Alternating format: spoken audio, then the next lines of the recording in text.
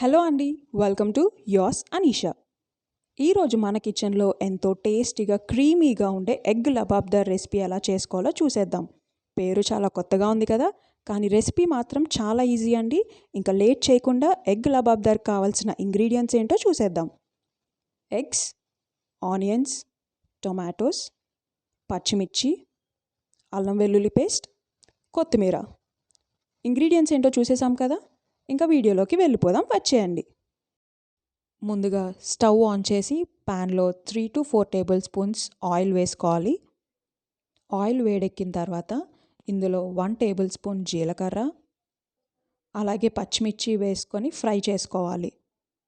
పచ్చిమిర్చి దోరగా వేయించుకోవాలి. ఇలా వేగిన తర్వాత మనం ఇందులోనే ఉల్లిపాయల్ని కూడా యాడ్ చేసుకుందాం.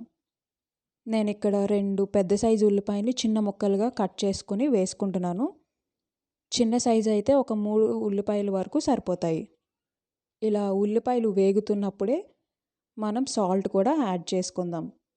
ఇలా ఉల్లిపాయలు వేగుతున్నప్పుడు సాల్ట్ వేసుకుంటే మనకి ఫాస్ట్గా ఉడికిపోతాయి. సాల్ట్ వేసిన తర్వాత ఒకసారి అంతా కలుపుకోవాలి. మనకు ఉల్లిపాయలు అనేవి మంచి గోల్డెన్ బ్రౌన్ షేడ్ వచ్చేంత వరకు వేయించుకోవాలండి. ఇలా ఒకసారి అంతా కలుపుకొని మూత పెట్టి ఒక 4 to 5 మినిట్స్ బాగా ఉడికించుకుందాం.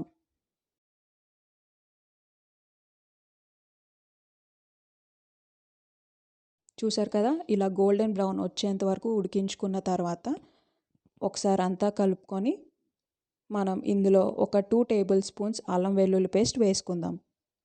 అల్లం వెల్లుల్లి పేస్ట్ వేసాక అంతా కలుపుకొని అల్లం వెల్లుల్లి పేస్ట్లో ఉన్న పచ్చివాసన అంతా పోయే వరకు మూత పెట్టి ఒక 2 to 3 మినిట్స్ ఉడికించుకోవాలి.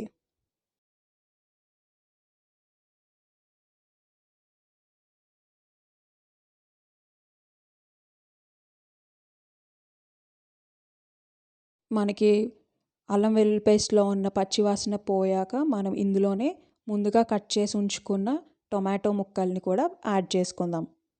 టొమాటో ముక్కలు వేసిన తర్వాత ఇందులో 1 టీ స్పూన్ పసుపు వేసుకొని ఒకసారి మూత పెట్టి ఉడికించుకుందాం.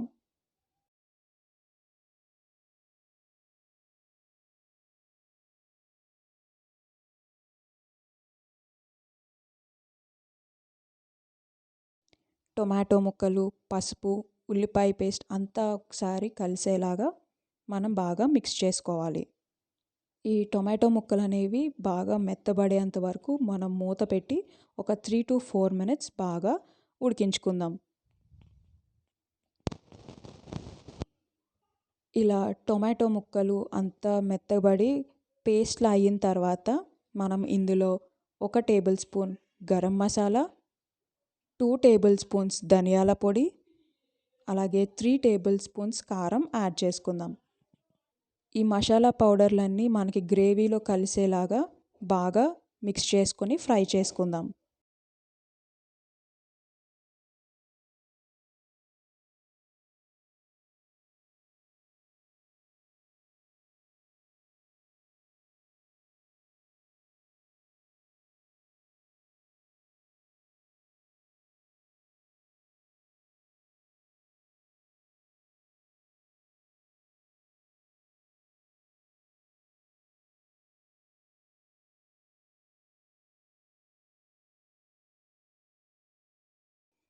ఇలా కర్రీలోంచి ఆయిల్ సెపరేట్ అయ్యేంత వరకు బాగా ఫ్రై చేసుకోవాలండి.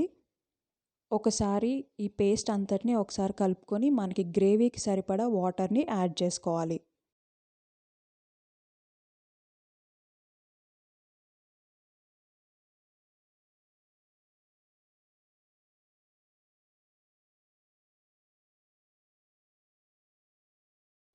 మనం వాటర్ని యాడ్ చేసుకున్నాక ఒకసారి అంతా బాగా మిక్స్ చేసుకోవాలి. ఇలా వాటర్ అనేది మరుగుతున్న టైంలో ఎగ్స్ అనేవి సెపరేట్గా తీసుకుని ఇలా ఒకదాని తర్వాత ఒకటి స్లోగా గ్రేవీలోకి వేసుకోవాలి. ఇలా మనం అన్ని ఎగ్స్ వేసుకున్న తర్వాత లో ఫ్లేమ్లో ఒక 3 to 4 మినిట్స్ ఉడికించుకోవాలి.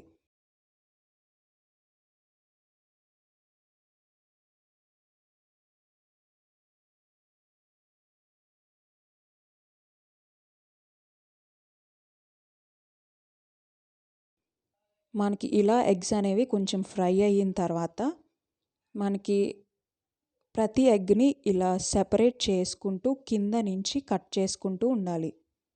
మనకి అడుగు అనేది అంటదండి ఇందులో, ఎందుకంటే మనకి కింద గ్రేవీ కన్సిస్టెన్సీ అనేది ఉంటుంది కాబట్టి కింద ఏమీ అంటుకోదు.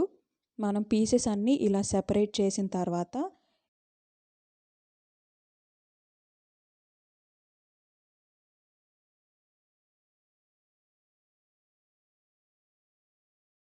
ఇలా తీసుకొని ఫ్లిప్ చేసుకొని వేరే సైడ్ కూడా ఫ్రై చేసుకోవాలి. ఇలా అన్ని పీసెస్ని ఇలా తిప్పి ఫ్రై చేసుకోవాలండి. ఇప్పుడు దీనిపైన కొత్తిమీర వేసి వేరే సైడ్ని కూడా ఒక 2 to 3 మినిట్స్ లో ఫ్లేమ్లో ఉంచుకొని ఫ్రై చేసుకుందాం. అంతే అండి, మనకి కర్రీ రెడీ అయిపోయింది.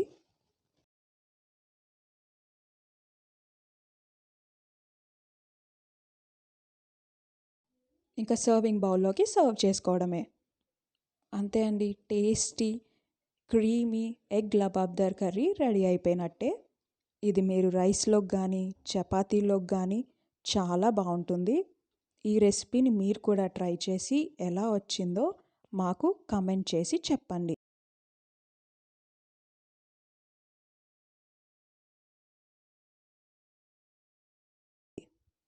ఈ వీడియో మీకు నచ్చినట్టయితే please like, share and subscribe.